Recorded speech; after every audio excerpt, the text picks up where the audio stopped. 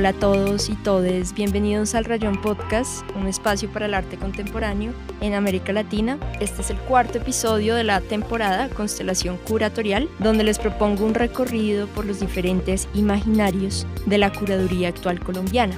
Mi nombre es Analisa González y esto es el Rayón Podcast.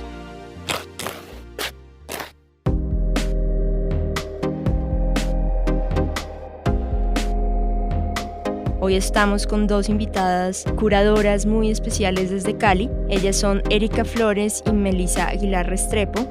Erika Flores es artista, psicóloga, historiadora del arte y curadora. También es editora, escribe ensayos sobre arte contemporáneo. Es cofundadora de La Nocturna, una plataforma para la experimentación pedagógica. Y como curadora independiente ha trabajado para el Museo de la Tertulia de Cali, el Salón Nacional de Artistas y muchos otros espacios. Ahora es la nueva curadora de Lugar a Dudas, un espacio de arte independiente en Cali. También estamos con Melissa Aguilar Restrepo. Ella es curadora e investigadora, estudió diseño, historia del arte y gestión cultural. Ha trabajado como curadora en el Museo Casa de la Memoria de Medellín, el Museo de Arte Moderno de Medellín, entre otros espacios artísticos. Ahora mismo es curadora del Museo La Tertulia de Cali. Bueno, bienvenidas ahora sí, Erika y Melissa, ¿cómo están?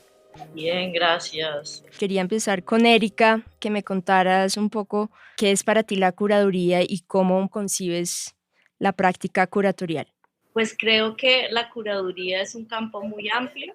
Usualmente hablamos más como de lo curatorial, porque creo que lo curatorial hace referencia como a un modo de pensamiento, ¿sí? Que es como de crear conexiones para expandir posibilidades, ¿sí? Crear conexiones entre distintos materiales, llámese obras o contextos, o materiales de distinta índole, para que al juntarlos o ponerlos cerca creen como nuevos sentidos o una forma de ver algo que antes no habíamos visto. Entonces, esa operación, digamos, ese modus operandi de lo curatorial se puede aplicar a muchos formatos o contextos, ¿no? Como que ya sea hacer una exposición, ya sea dirigir una institución, editar un libro, escribir sobre arte. Entonces, es más como una forma de pensamiento, creo yo, una forma de hacer las cosas, un conjunto de formas de hacer cosas, que un oficio específico, diría yo. Ok, y en tu caso, Melissa, ¿cómo tú definirías tu práctica curatorial? O primero, ¿cómo defines qué es curaduría y cómo concibes también tu práctica curatorial? Bueno, yo más como sumándole a lo que dice Erika, porque pues creo que coincidimos en entender como el ejercicio desde ese lugar de plantear posibilidades. A mí también me gusta hablar más de la curaduría en términos de una práctica, ¿cierto? De entenderla como una práctica, como un ejercicio que se hace en relación con algo.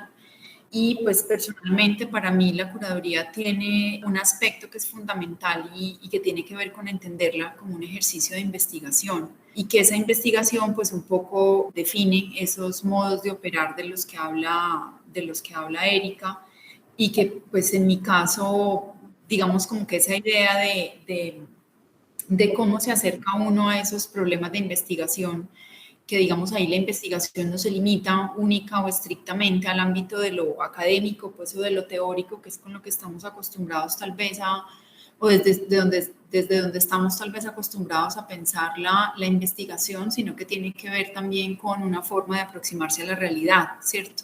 Como de hacer preguntas sobre esa realidad que circunda y que son preguntas finalmente contextuales, pues porque yo pienso que la curaduría es 100% un ejercicio contextual. Para mí, pues sí, digamos que yo le sumaría todo eso de lo que estaba hablando Erika, como el carácter investigativo de la práctica y la relación que permite establecer como de una forma crítica con el contexto donde se inscribe, que digamos es pues como algo nato pues a la misma práctica. Erika, hablas de la práctica curatorial como una forma de expandir nuevas formas de ver y crear modus operandi y articular proyectos, formatos.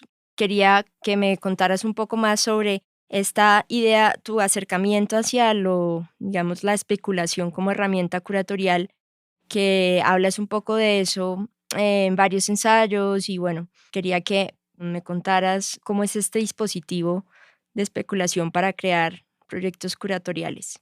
Creo que esa afirmación de la especulación como herramienta surgió de algunas veces que he hecho exposiciones y he tenido que socializarlas, por ejemplo, ante académicos de las ciencias humanas. Me doy cuenta que en casi todas las proyectos curatoriales que he hecho hay como una hipótesis, ¿cierto? Y esa hipótesis, pues obviamente como toda hipótesis es especulativa y frente a la reacción que me he encontrado, sobre todo en ámbitos como muy académicos, ha sido como un rechazo porque no se puede comprobar que lo que estoy diciendo es verdad o mentira, no se puede falsear. Entonces, ante esa frustración, digamos, me he planteado esa pregunta de que, cuál es ese tipo de conocimiento que produce lo curatorial, porque siento que en mi proceso, siento que he llegado como a unos insights, a unas conexiones que al menos para mí misma han generado conocimiento. Espero que en algunos espectadores también. Entonces tengo esa gran pregunta de si no es un conocimiento académico, ¿es de qué tipo? Entonces creo que eso de la especulación tiene que ver con si estamos en el campo del arte, se supone que se espera de nosotros que estemos pensando de una manera experimental, ¿no? Como que estemos poniendo constantemente a prueba los códigos con que usualmente se hacen las cosas, porque esto es lo que en teoría produciría conocimiento. Entonces creo que esa pregunta de la especulación es como todo el tiempo estar planteándose un qué pasaría si. Digamos, por ejemplo, no sé, descubrí que los textos de este antropólogo tienen que ver con estas canciones, por decir algo. Que eso tenga o no tenga que ver, no importa si es verdad. Lo que importa es hasta dónde puedo llegar con ese qué pasaría si, ¿sí? Hasta dónde me puede permitir abrir nuevos caminos de pensamiento, ese vínculo que creo, no importa si es verdad o mentira. ¿Qué podría ser si me lo tomo en serio, esa conexión que estoy proponiendo? Entonces creo que es como algo así, como me parece muy importante de lo que está diciendo ahorita Melissa, como de es una investigación, pero es una investigación muy distinta a la que se hace en otras disciplinas. Y ese tratar como de precisar cuál es esa diferencia es algo que me interesa mucho, pues porque vengo de ese campo de la Academia de las Ciencias Humanas y yo sí creo que hay una criticalidad específica en nuestro campo, que es pensar a partir de ese mecanismo de la ficción, que es el qué pasaría si, pero también el pensar a través de la materia, que es algo que en las humanidades no vemos mucho. Sí, como tomarse en serio el mundo material, porque ahí hay cosas que además nos retan como a salirnos de nuestro control discursivo. Entonces creo que ahí, sí, es como por ahí esas cosas que me interesan.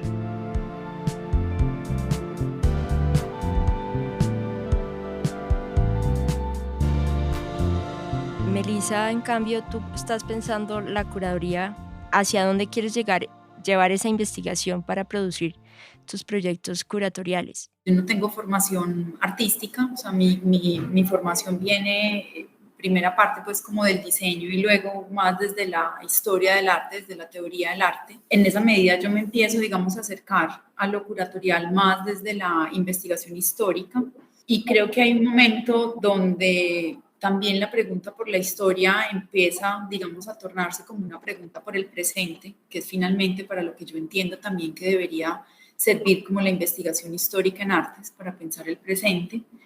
En últimas, yo no creo tanto, bueno, en este momento de mi práctica en mi vida, no creo tanto que la curaduría tenga como una finalidad per se, digamos, más allá de generar unas preguntas a través de la especulación, a través de la idea de incertidumbre. O sea, yo pienso que finalmente lo que hacemos como en ese ejercicio poroso y flexible de una investigación muy particular, pues es finalmente como tratar de proponer unos horizontes de comprensión frente a asuntos que, digamos, a nosotras como sujetas, pues también nos interpelan, ¿cierto? Porque en ese sentido sí pienso, o al menos de la manera como lo experimento yo, que el valor de la subjetividad en la curaduría pues no es gratuito, ¿cierto? Que hablar de esa idea de la autoría y de la subjetividad en la curaduría contemporánea tiene que ver con entender ese ejercicio como un lugar, digamos, como un espacio, como una práctica donde hay un cuerpo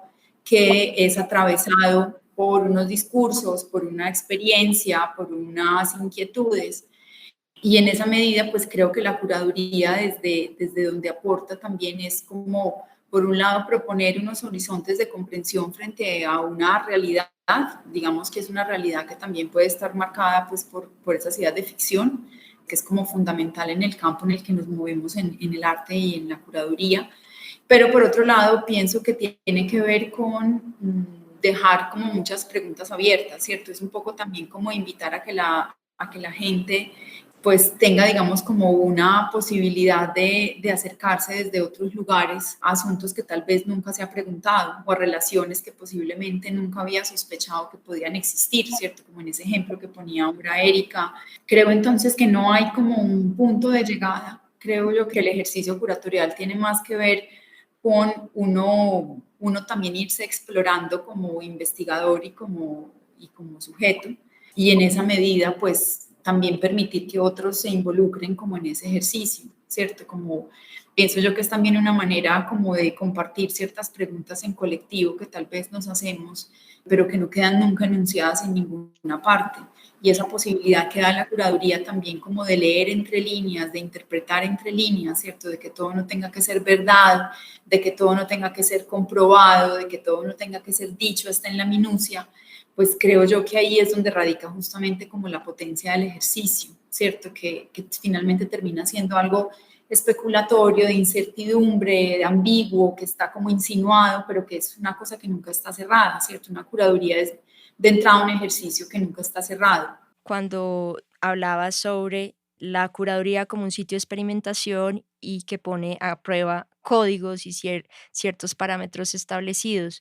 Yo quería que me contaras, ya hablando de tu trabajo como curadora en el Museo La Tertulia de Cali, sobre esta curaduría que hiciste en el año 2015, Hechizo en el Espacio. Quiero que me cuentes un poco más cómo entra a jugar justamente esa noción de la experimentación y en esta curaduría.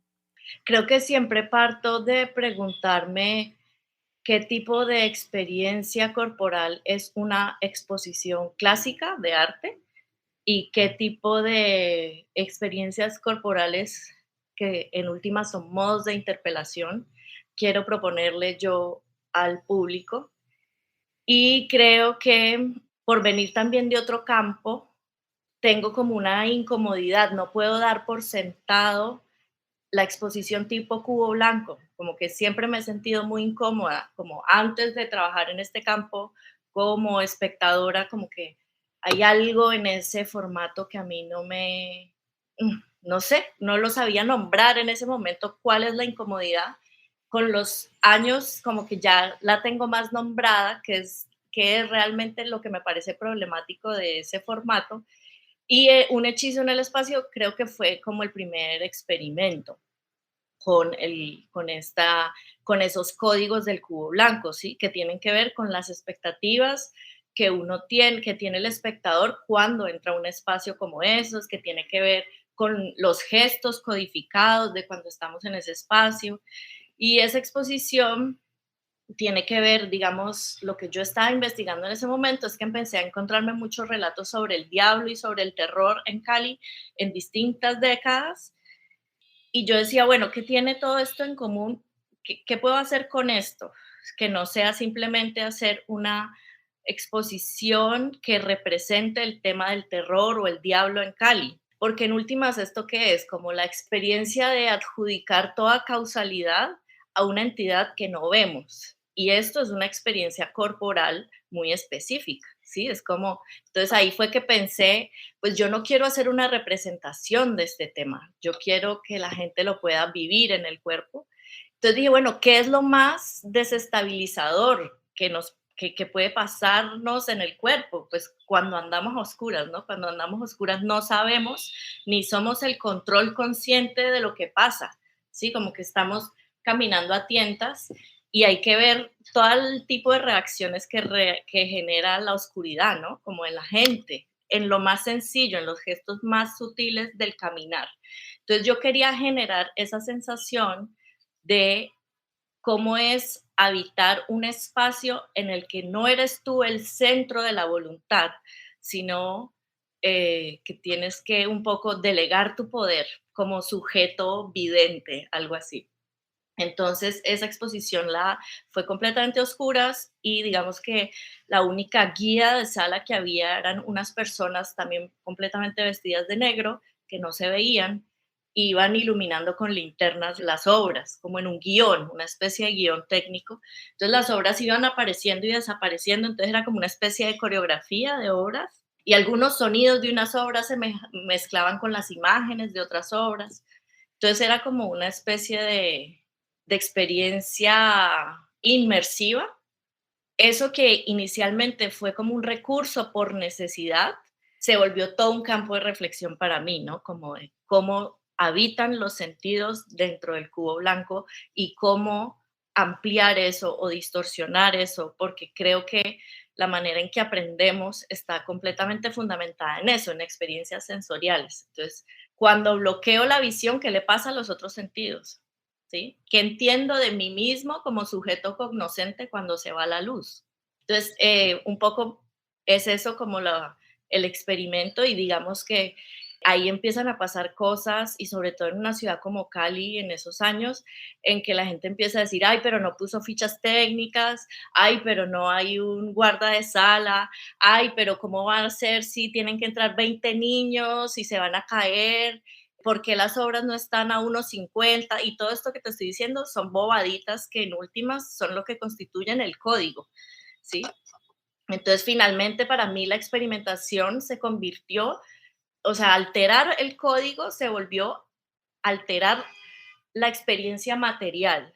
Claro, en tu caso, Melissa, cuando viviste en Medellín, ¿cómo fue ese paso por la Casa de la Memoria de Medellín y qué exposición marcó allí ese punto en tu carrera curatorial para aproximarte de ciertas maneras a la curaduría? Cuando llego al Museo Casa de la Memoria, en el que estuve, institución en la que estuve más o menos un año largo, pues realmente yo no tenía desde la curaduría experiencia trabajando con temas de memoria y realmente yo no había pues nunca hecho trabajo probablemente con comunidad, digamos pues como en el sentido en que usualmente en este tipo de espacios pues se hace un trabajo con comunidad integral, donde hay un equipo de investigación que tiene como unos perfiles muy específicos, que vienen trabajando con temas sobre todo pues de conflicto, como es el caso del Museo de Medellín, pero donde además, digamos, todo el área de educación o de pedagogía del museo, pues está muy abocada también digamos, a trabajar desde unos lugares muy específicos con víctimas, donde asuntos, por ejemplo, como la acción con daño o acción sin daño,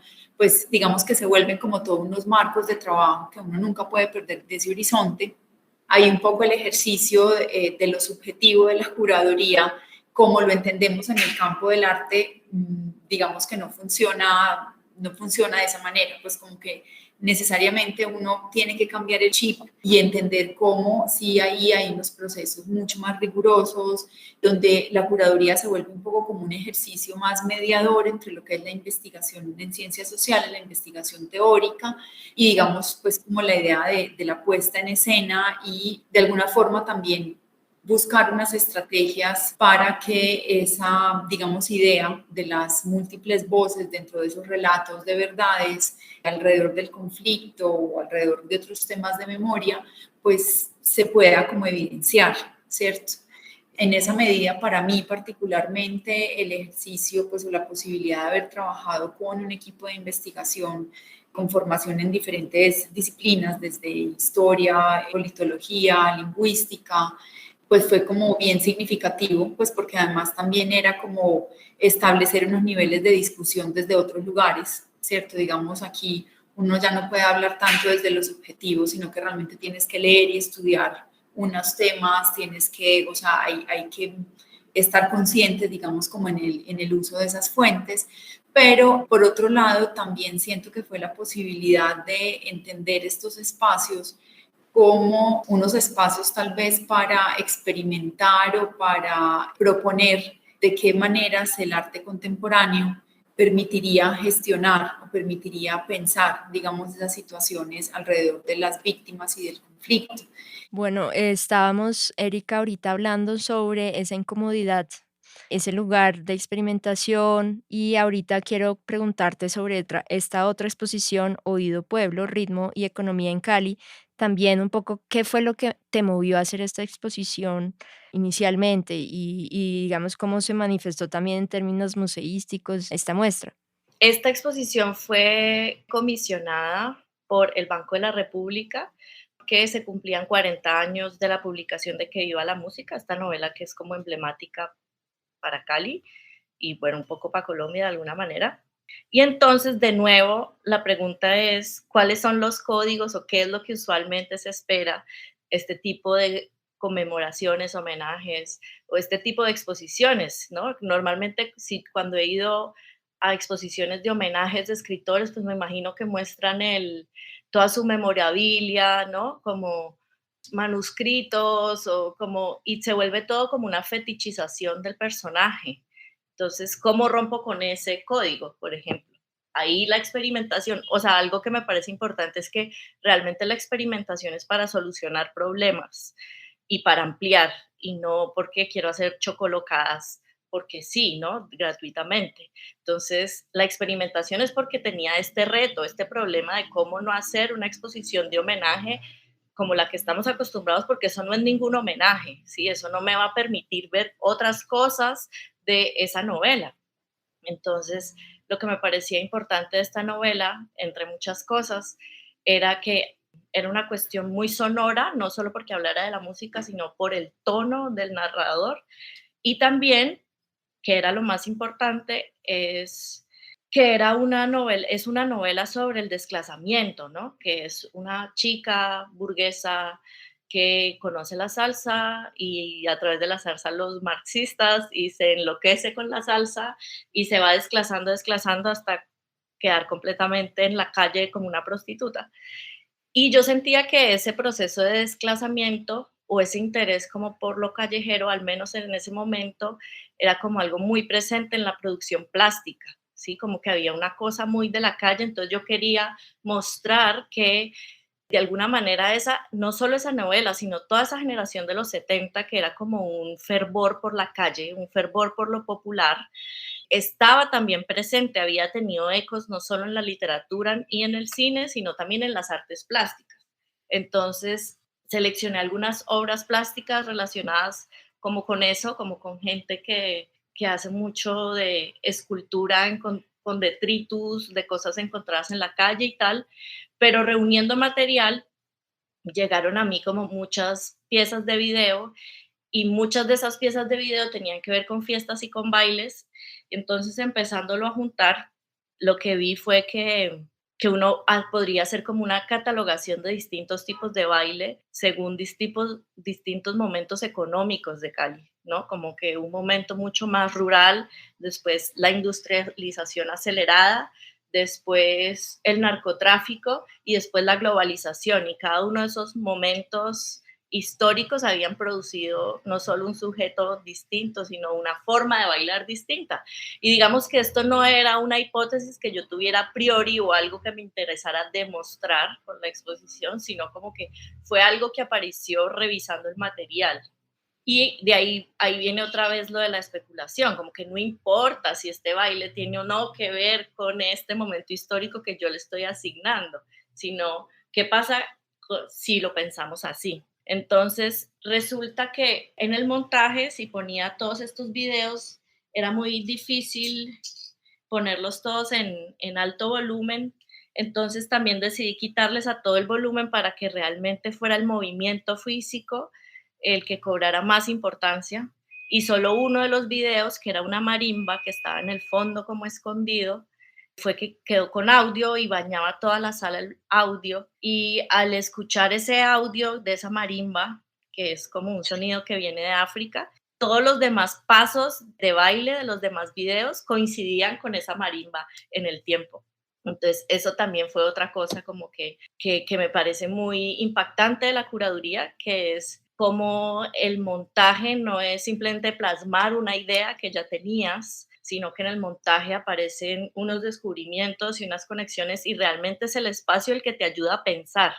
Entonces, eso para mí fue como súper importante, como ver algo que yo no había pensado decir, que es como esa presencia africana soterrada realmente está presente entre nosotros todo el tiempo, aunque sean maneras muy distintas de bailar, como la salsa que se bailaba en los 60 y la salsa choque, tienen un beat común y ese beat común viene de África. Y eso no, digamos, no era algo que yo hubiera podido, ¿cómo se dice?, declarar desde el comienzo, sino que es algo material que apareció ahí en el montaje. Yo quería ahora pasar con Melissa a hablar de esta otra curaduría que se llama Despliegues Gestuales, Adolfo Bernal, Jorge Ortiz, María Teresa Cano, que fue Premio Nacional de Curaduría Histórica para la Fuga en 2016. Cuéntame cómo marcó esa curaduría en tu carrera como curadora. Bueno, este fue un proyecto que presentamos pues como en una cocuraduría con Jorge Lopera, que es otro investigador y curador de Medellín.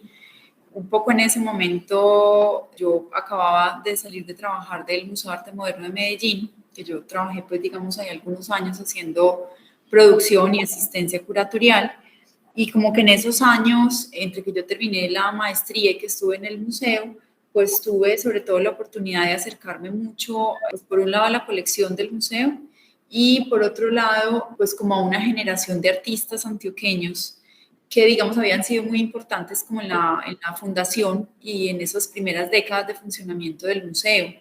A partir de ahí yo venía trabajando con mi tesis de maestría, que es una investigación monográfica sobre Adolfo Bernal, pues un artista antioqueño, pues que es fundamental para pensar, digamos, como las prácticas de arte contemporáneo en el país y que diría yo que fue pues uno de los primeros, si no tal vez el primero.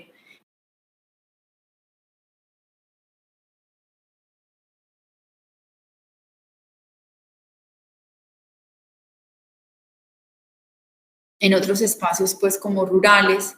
Yo venía trabajando en esta investigación y bueno, en este año nos presentamos con ese proyecto de despliegues gestuales que un poco intentaba plantear cómo desde la obra de estos tres artistas, los tres más o menos contemporáneos, siendo María Teresa pues mucho más joven que Adolfo y que Jorge, pero cómo de alguna manera durante esas décadas en el arte antioqueño particularmente, pues, y ampliado a la escena colombiana, pues esta idea del despliegue gestual, es decir, pues de entender el cuerpo como un elemento constitutivo de la obra de arte, había sido pues clave no solamente en el trabajo de esos tres artistas, sino que además pues había marcado, ¿cierto? Como que esos trabajos habían marcado una nueva forma de proceder, como unas nuevas estrategias operativas en el arte de ese momento. ¿Cierto? En el caso de Adolfo, pues con sus intervenciones urbanas, con los afiches, pues que creo que están un poco en los más conocidos en la cabeza de todos, pues como son Medellín, la serie de Amante Chicago, bueno, como todos estos afiches con palabras que él instalaba como en diferentes lugares de la ciudad, pero también otra serie de acciones colectivas que tenían que ver también con pensar, digamos, esa noción de autoría en el arte y la idea de las prácticas colectivas.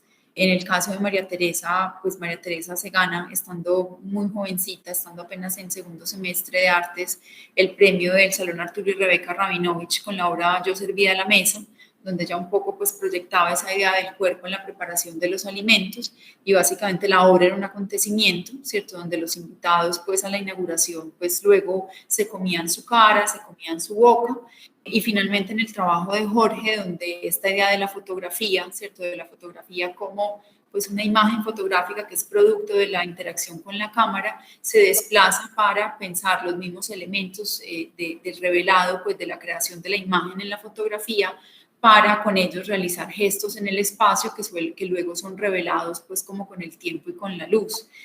Hacer, digamos, esta investigación que si bien pues tenía un marcado carácter histórico, pues por ser el mismo premio de curaduría histórica, pues para mí personalmente significó la posibilidad de volver a establecer como unos diálogos desde el presente con estos trabajos y entender la vigencia de las obras. cómo realmente, digamos, estas ideas o estas formas de operación que ellos estaban proponiendo en un momento, que además eran muy cercanas a la idea de la pedagogía y de lo lúdico, porque los tres pues fueron toda la vida docentes universitarios y esa área de la docencia fue fundamental también en la forma de concebir su práctica. Entonces, esa posibilidad de explorar, digamos, como esas facetas, entendiéndolas ya, digamos, en un momento también del arte colombiano donde justamente esas prácticas ya están tan interiorizadas, ¿cierto? Digamos que ya son prácticas que claramente, de las que claramente se valen la mayor parte de los artistas, pues era como una posibilidad también de actualizar esos lenguajes que en algún momento pues habían propuesto estos tres artistas, pues en el caso de Jorge y María Teresa, aún vigentes. Creo que también fue como una oportunidad de uno hacerse preguntas alrededor de cómo vincular ese material de archivo o esa idea del archivo a las exposiciones, porque al ser la mayoría de sus trabajos acciones efímeras, pues básicamente nosotros estábamos trabajando era con la posibilidad del rastro, ¿cierto? Como de la memoria o del registro, y eso creo pues que también empezó a detonar ahí como un interés particular que creo que ha sido pues constante también en mi trabajo y que ha vinculado esa idea de la investigación pues también a la idea del archivo. Cuando hablas, Melissa, de la idea de rastro, de archivo, de memoria, de registro, te pregunto, ¿es el curador o la curadora entonces también una persona que está, digamos, activando los archivos de los artistas, creando colecciones y revitalizando estas colecciones de los artistas? ¿O cómo lo ves tú? Pues sí, yo creo que finalmente en la curaduría una gran parte de lo que hace es como un poco jugar con la idea de los fragmentos, ¿cierto? Pues cuando ahora Erika hablaba como de poner en relación un montón de cosas que aparentemente no tienen como una relación pues como histórica o cronológica o espacial, pues pienso yo que finalmente lo que uno está haciendo es trabajando también con esa idea de los rastros y de los fragmentos y al poner como esos ciertos elementos juntos, pues uno también lo que hace es estar como provocando, ¿cierto? Provocando cosas, insinuando cosas a través, pues como de unas acciones, ¿cierto? Yo creo que la posibilidad de trabajar con archivo, bueno, a mí particularmente me gusta mucho trabajar con archivo. Yo pues reconozco que tengo como un interés muy particular por lo histórico, pero pues no es esa idea de lo histórico